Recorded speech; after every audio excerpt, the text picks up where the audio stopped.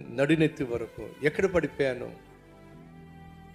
ఏ విషయంలో పడిపోయాను నువ్వు చూపించు ప్రభువా.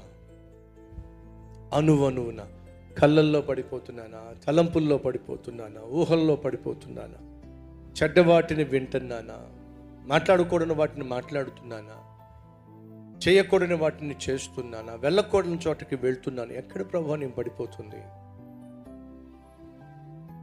నేను చేయకూడదని చేసినందుకే కదా కుటుంబంలో మనస్పర్ధలు వస్తున్నాయి. చూడకూడని వాటిని చూస్తున్నందుకే కదా కుటుంబంలో మనస్పర్ధలు వస్తున్నాయి.